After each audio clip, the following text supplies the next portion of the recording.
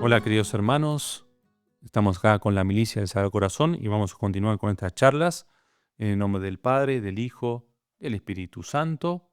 Amén. Entonces vamos a ver hoy, vamos a hacer esta serie de videos. Me gustaría tocar este tema que creo que es muy importante porque muchas veces hay una cierta ignorancia, ¿sí?, por el tema de la vida espiritual.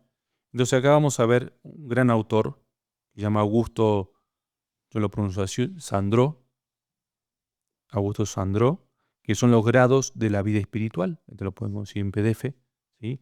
Y vamos a, como siempre lo hacemos, de estos grandes pilares, ¿no?, de la vida espiritual, vamos a ir leyendo y comentando. ¿Sí? Yo creo que es muy importante sí, es lo fundamental para la vida espiritual. Si uno quiere crecer en la vida espiritual, si quiere amar más a Dios, si quiere trabajar más en el estado de gracia, si quiere rechazar el pecado, hay que leer estos autores, ¿sí?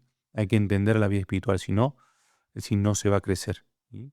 Desgraciadamente hoy, es decir, hay poco de esto, es decir, se cantó en lo superficial, en lo, sí, en esa superficialidad, en esa rapidez, en hacerlo ya, en que quiero hacer esta novena, quiero hacer esta pregación, quiero hacer esto, ¿no?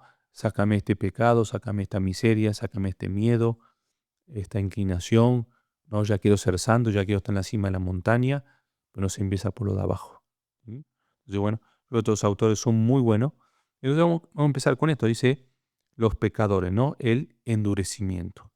Antes de estudiar las sublimes, o las subidas, perdón, del alma en la vida espiritual, probemos de sentar en breves páginas los grados del pecado. Si el alma constantemente fiel sube de cumbre en cumbre hasta una sublime perfección, el alma rebelde, al contrario, puede bajar de precipicio en precipicio y hundirse hasta profundidades insondables en los abismos del mal. No se trata por el momento de aquellos que caen accidentalmente en graves faltas y saben al punto levantarse, sino de aquellos que permanecen en pecado y no tienen valor para salir de él. En aquellos se conserva íntegra la fe y no intentan sacudir su yugo. Es gracia particular de Dios, es natural apego a su religión o saludable influjo de un medio cristiano. Siempre es verdad que su fe se ha preservado de todo asalto, no conoce la duda y nada ha perdido para ellos de su evidencia la verdad. En primer caso, los remordimientos son vivos. El pecador quisiera dejar el pecado, mas le falta valor. Sufre la tiranía de sus pasiones, permaneciendo, sin embargo, esclavo suyo. Si es la dificultad de la confesión lo que le retiene alejado de los sacramentos, o quizás en el sacrilegio, es todavía grande su tormento y grande el deseo que siente de salir de aquel estado. Hasta a menudo se ha resuelto a ello. Empero, en el momento de hacerlo, retrocede y lo aplaza para más tarde. Aún no hay todavía endurecimiento ni obstinación en el pecado, por donde todas las almas pecadoras, las que conservaron más viva la fe, son las más fáciles de convertir, sobre todo si han conservado alguna costumbre de orar. Pero a veces se quedan en aquel estado. La resistencia al bien, la infidelidad continua, acaba por hacer que las gracias sean menos copiosas y eficaces. La voz de Dios, siempre desoída, se vuelve menos preciosa. Menguan los remordimientos, la fe se oscurece, si no se apaga. Y por otra parte, las pasiones siempre acariciadas se vuelven más y más exigentes y tiránicas. Entonces es cuando el pecador cae en el endurecimiento. Deplorable es tal estado, a Dios muy injurioso y muy pernicioso para el alma. Esta se muestra insensible a las mejores razones y le hacen mella las más graves reflexiones. Todo resbala sobre ella como agua sobre mármol, sin penetrar ni ablandar su dureza. Es porque el mal no está en el juicio, sino en la voluntad. La voluntad es la rebelde que se emperra con obstinación, rechaza de antemano todos los argumentos y se desdeña de pararse en ellos. Entonces fíjense no cómo un alma puede ir decayendo poco a poco, hasta el endurecimiento. ¿Sí? Y una vez es la voluntad. ¿Sí? Causa del endurecimiento. Hemos dicho que el endurecimiento provenía de la resistencia a la gracia. Eso es algo muy fuerte. Esta resistencia producirá efectos tanto más perniciosos cuanto más culpable fuere. Así que es menos dañoso si proviene de la ignorancia, como sucede en algunas almas poco instruidas, de corta inteligencia o cuya educación cristiana fue incompleta. Podríamos colocar en la misma categoría ciertos caracteres muy atolondrados y reflexivos, poco capaces de calcular la gravedad de sus faltas, habiendo recibido menos de Dios y llamados por Él a menor perfección. Son más excusables y el juez será menos severo para ellos. ¿Sí? Entonces eso se entiende. Si por cobardía fuere alguien infiel a la voz de la conciencia, como sería por ejemplo, por temor de hacerse violencia o por cansancio y desaliento, los efectos de esta infidelidad serían más funestos.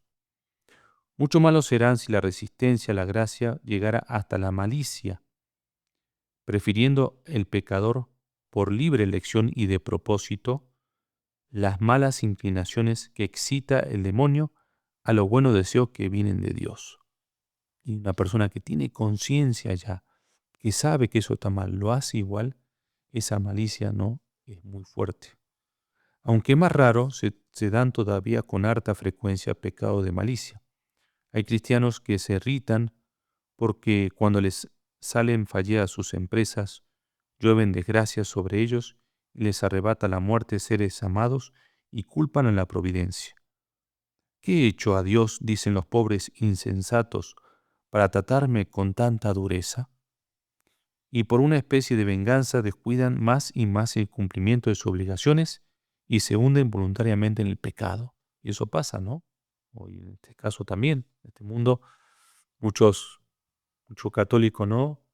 Como que entienden que acercarse a Dios no te va a pasar nada, ¿no? Va a ir muy bien en tu trabajo, en la salud, en tus seres queridos.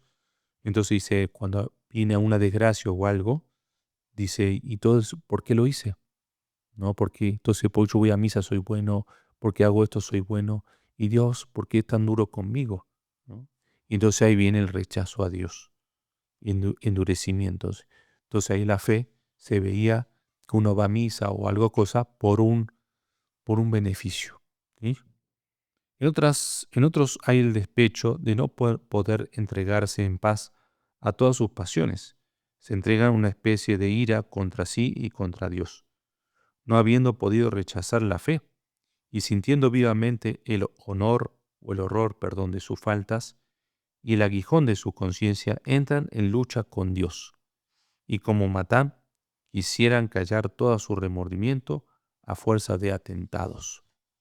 Sin embargo, no es este todavía el punto extremo del endurecimiento, pues hay en este frenesí una ceguedad, una suerte de demencia que atenúa algo su culpabilidad. Mas si la malicia es fría y señora de sí misma, la falta es más grave todavía, y más terrible endurecimiento que resulta. ¿No fueron más culpables Lutero y Calvino que los desgraciados a quienes sedujeron? ¿No fue Voltaire más responsable que Marat? Obstáculos a los progresos del mal. Una vez entrados en el camino de la iniquidad, pueden ir y van, en efecto, los pecadores hasta el crimen en su último grado, si no encuentran obstáculos que les detengan y les hagan guardar cierta medida en sus deplorables extravíos. Pueden dividirse en tres clases de los dichosos o las dichosas influencias que contrabalancean el impulso de los males o de las malas pasiones. Otras pasiones contrarias al vicio dominante, cierta de rectitud natural y finalmente un resto de fe. Primeramente, otras pasiones humanas. Bien así como el árbol solitario toma proporciones gigantescas, mientras que encerrado en la selva no se extiende. No de otra suerte, ciertos vicios son atados y detenidos en su desarrollo por otros vicios contrarios. Así que la avaricia puede contener en el camino de la disolución, así también y con mayor frecuencia evitará muchos extravíos, la pasión del honor y el cuidado de la reputación. ¿Qué de almas resisten de esta suerte sin gran mérito a sus malas inclinaciones y no le dejan alcanzar todo el dominio que deberían de lograr? Es claro que aquellos que no encuentran otro obstáculo en el camino del mal adelantan mucho en el vicio, conservando ciertas buenas apariencias. Son muy malos en el fondo. Tales personas sienten por los buenos una viva antipatía, que se traduce en burlas, en ataques a la religión y sus ministros. La boca habla de la abundancia del corazón, y el corazón de aquellos pobres extraviados está lleno de odio y corrupción. La razón humana, la natural honradez, el horror instintivo que inspira el vicio, hacen también que muchos se repriman y eviten los últimos excesos. Tales pecadores tienden o tienen a menudo cualidades y virtudes naturales bastante desarrolladas, pero su instrucción religiosa es muy imperfecta, y esta ignorancia en parte los excusa, ¿sí?, siendo menos culpable de lo que se podía suponer. Cuando esta clase de personas viven privadas de la influencia cristianas en países donde reina la indiferencia religiosa, llegan a formarse de sus obligaciones para con Dios ideas muy incompletas y en ocasiones muy extravagantes. Así pues, porque aman a la religión y le causan horror los impíos, se tienen por buenos cristianos al mismo tiempo que descuidan las prácticas religiosas más esenciales, como el cumplimiento del precepto pascual y la asistencia a la misa, siendo aún difícil hacerles comprender la importancia y gravedad de estos preceptos. No todo es malo en ellos, son más ignorantes o necios que malvados, y si en ocasiones toman parte en conversaciones contra la religión, será por fragilidad y respetos humanos, no por impiedad. Bueno, pues continuamos con el otro tema, porque nos falta el tercer punto. En el nombre del Padre, del Hijo, del Espíritu Santo. Amén.